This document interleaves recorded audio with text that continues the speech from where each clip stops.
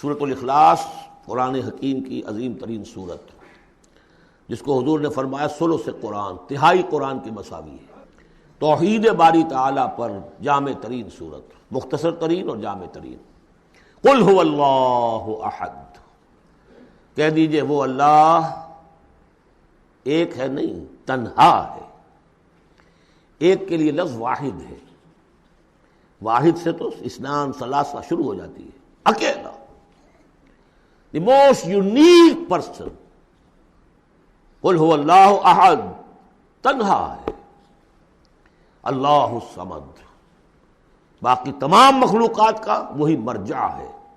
صمد کہتے ہیں بڑی چٹان کو، جس کا سہارا لیتے تھے لڑنے کے وقت، کہ پیچھے چٹان اچھی ہو تاکہ پیچھے سے دشمن جو ہے حملہ نہ کر سکے۔ پھر یہی لفظ آ جاتا تھا سرداروں کے لیے کہ جن کی طرف رجوع کرتے تھے لوگ۔ تو یہ کہ اصل میں اللہ تو ہے خود بخود قائم ہے، اپنے بل پر قائم ہے، کسی نے بنایا نہیں اسے، اس کی حیات مستعار نہیں ہے، اس کی حیات اپنی، اس کا علم اپنا۔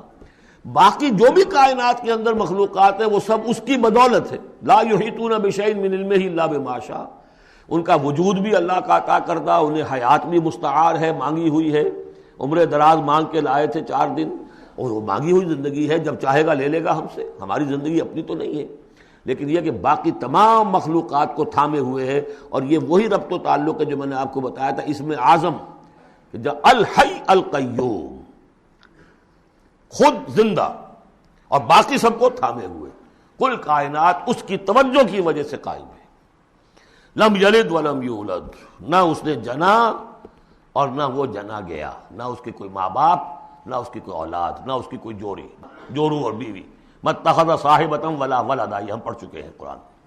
اس اعتبار سے نفی ہو گئی کہ کچھ لوگوں نے اس کے لیے بیٹیاں تجویز کر دیں، فرشتوں کو خدا کی بیٹیاں بنا دیا۔ کچھ لوگوں نے جو ہے اس کے لیے بیٹے بنا دیے، حضرت مسیح کو بنا دیا، اور حضرت عزیر علیہ السلام کو بنا دیا یہودیوں نے سب نے نہیں، کچھ ان کی فرقوں نے وغیرہ وغیرہ۔ لیکن یہ کہ اس کا معاملہ یونیک ہے، نہ اس نے کسی کو جنا نہ وہ کسی سے جنا گیا۔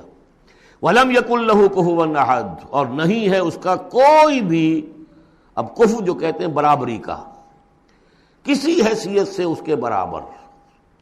کفو، ہم پلہ، ضد، ند، مثل، مثال، مثیل، کوئی نہیں، کوئی اس کا ہم پلہ نہیں ہے، کوئی اس کا ہم رتبہ نہیں ہے، کوئی اس کا کفو نہیں ہے۔